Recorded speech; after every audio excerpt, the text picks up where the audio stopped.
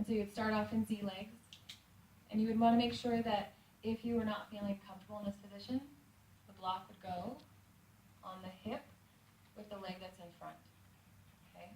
So it wouldn't go on the back hip. The back hip is probably not even touching the floor anyway. The right hip, or excuse me, the left hip, in my case, is touching the floor. So that's the one that's going to be raised up so that I have more comfort and ease. Or you can sit in a chair. And you want to make sure that the motion here is just in the lower portion, right? We have a tendency to want to do the whole spine. And that's not really what we're looking to do here in this exercise. We're trying to work just within the sacrum. So you would have pelvic tilts, tailbone forward, and tailbone back, as if you were brushing the floor with a paintbrush. And notice how the upper back and the shoulders are not moving, so it's really just the lower portion of the pelvis. And you might do that a few times. It could be 7 to 10 times, even a little bit more. So just allowing that to soften and loosen, just like when Kelly was saying, when I first started that clock face, it got stuck, but then the more I did it, it started to loosen up. That's the whole purpose, right, is we're trying to loosen everything up so we can work with it appropriately.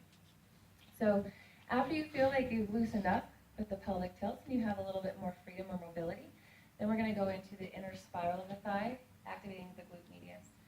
And so I always have the hand on the thigh because it's just a good reminder of like what is it that I'm creating. And the hand's not doing anything, it's just a visual that I'm inner rotating the thigh.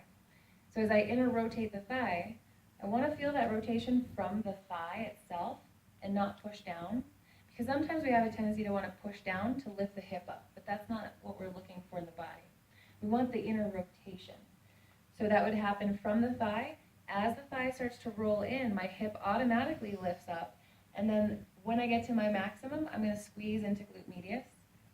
And then I'm going to release it back down. And I want glute medius to relax. I don't want it to stay tense or contracted. And then the inner rotation again from the thigh.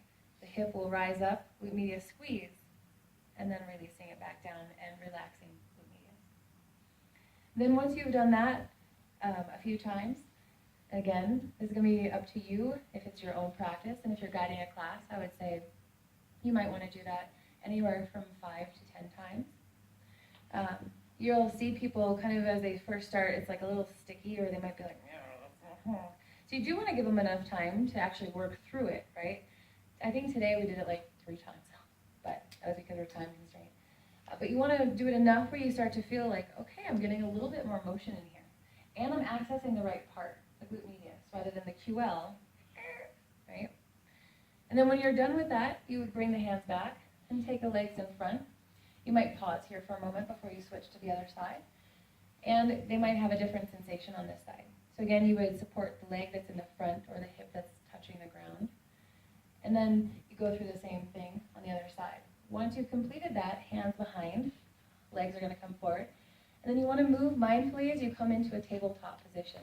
So as I keep my pelvis stable, I'm going to roll into a tabletop position.